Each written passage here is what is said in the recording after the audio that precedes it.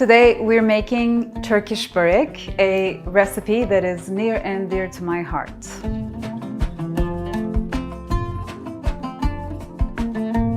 Now, I can almost hear you say, that looks good, but what is Borek?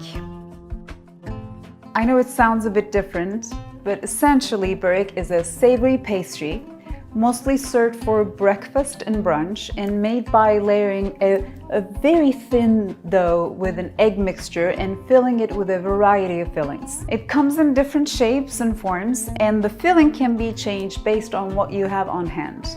I'll go into detail about the filling, but let's first talk about the dough.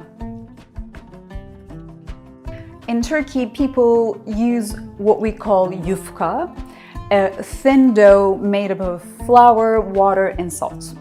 It is mostly sold in markets as fresh dough, specifically for making borek. I'll be honest, I never tried my hand in making it, but I know that it requires years of practice. The closest thing we have to yufka here in the US that you can find in pretty much every grocery store is phyllo dough, and that is what I'll be using to make my version of Turkish borek recipe today. If you're not familiar, you can find phyllo dough in the frozen section of your grocery store. They come in different sizes, like sheets of dough, or in pre-cut like shells. For this recipe, we will be using the sheets version. Also, phyllo dough is sold in the same place where puff pastry sheets are sold. Be aware that those two things are different, so be sure to read the label as you're shopping for it. Since phyllo dough is sold in the freezer, I usually buy it a day before I want to make borek so I can have it thaw in the fridge overnight. When you're ready to make your borek, simply take it out of the fridge, remove it from its packaging, and let it sit on the counter as you're working on the rest of the ingredients. Though I have to mention, it is best to keep it in its packaging until you're ready to assemble so it won't dry out. Now, let's talk about the filling. In my version of borek, I'm going to use a very classic Mediterranean filling made with baby spinach and feta cheese. That combination is a great one to try because one, those ingredients are easy to find, and two, it comes together in minutes. So, to prepare the filling, heat a tablespoon of vegetable oil in a large skillet over medium heat. Add in a medium-sized chopped onion and cook, stirring frequently until it is softened. It takes about 5 minutes or so. Next, add in a pound of baby spinach leaves. I buy pre-washed spinach to save on time, but if you're washing it, make sure to run it through a salad spinner or let it dry before using it. Now, I know it looks like a lot of spinach, but if you've ever cooked spinach, you know that it will cook down to pretty much nothing. Give it a gentle stir, add in salt and pepper, and let it cook until it's lost most of its volume for about 5 minutes or so. Turn the heat off and let it cool for like 15 to 20 minutes. We don't need to cool to room temperature, but also you don't want it to be super hot. And before you ask, if you want to make it ahead, you can cook the spinach a day before and use it when you're ready to assemble your borek. The important thing to pay attention to when it comes to the filling is to make sure that it is not too wet. If you need to, you can always strain the juices using a colander. As the filling is cooling, let's make the egg mixture that we will use to brush the sheets. In a measuring cup, place 3 tablespoons of vegetable oil, half a cup of milk, 1 egg, 2 tablespoons of plain unsweetened yogurt, and salt and pepper. Now that all components of our recipe are ready, we can start assembling. As I mentioned earlier, borek comes in different sizes and shapes. I am making a very basic version using a baking sheet, which is perfect for beginners. Here I have a half baking sheet that I will line with a sheet of parchment paper. This is also a great time to go ahead and remove the phyllo dough from its packaging. I cover it with a kitchen towel to make sure it doesn't dry out, but once you get a hang of it and move faster, you don't need to worry about covering. It won't dry out that quickly. I also have the cooked spinach, crumbled feta cheese, and egg mixture ready.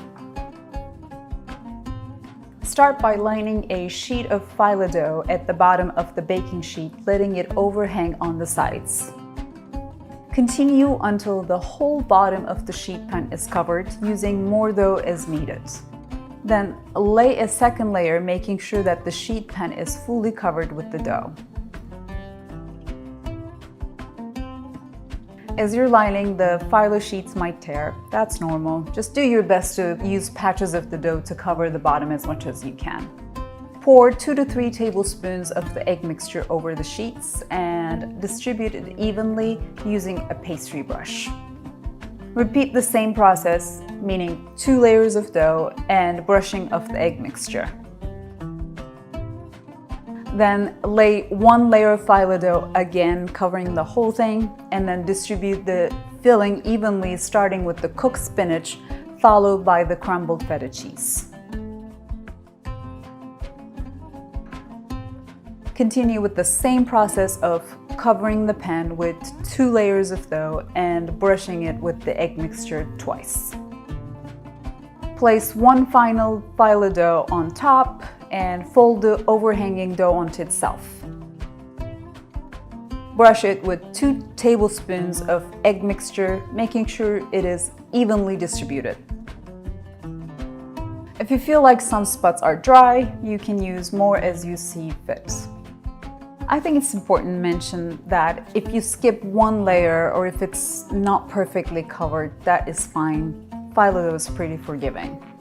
At this point, you can bake it like it is, but I'll do what my mom used to do and slice it so that it will be easier to serve later.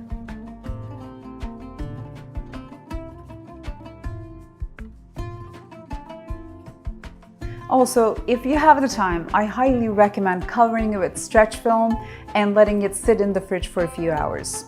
You can even let it sit overnight, which is great if you're planning to serve it for breakfast the next day. Also, this way the layers of phyllo have the time to absorb the liquid and be super moist. When ready to bake, preheat the oven to 350 degrees Fahrenheit. Brush each sliced Borek generously with egg yolks and sprinkle them with a combination of sesame seeds and nigella seeds if you have some, which is a pretty traditional topping for savory baked goods in Turkish cuisine, but if you don't have any, that is totally fine. Bake it for about 30 to 35 minutes or until it is golden brown on top. Let it cool on a wire rack for 15 to 20 minutes and then slice it up.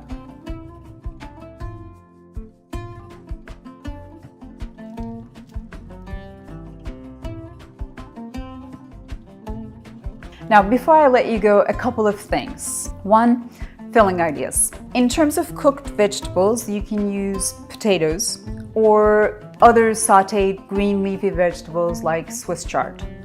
In terms of cheese, you can also use shredded mozzarella, shredded cheddar, even Monterey Jack cheese. If you want to use meat as filling, you can sauté some ground meat or even sausage as well. When it comes to the filling, the important thing is to make sure that you're straining the juices as much as you can so your Borek will not turn out to be soggy. Second, you can freeze Borek before you bake it. I think I've done up to a month before. Just be sure to cover it tightly with stretch film and then even cover it with some aluminum foil to prevent freezer burn. Then a day before you're planning to bake it, let it thaw fully in the fridge and bake it as you would normally bake it. I know I covered a ton here, but I have more information on the blog about storing and reheating leftovers and some other helpful tips to help you as you try your hand at making Borek. I'll include the link in the description below so that you can check those out and also print the recipe if you want. If you're a fan of Turkish cuisine, you might also like my video on how to make Turkish coffee. So if you have the time, give that one a watch as well.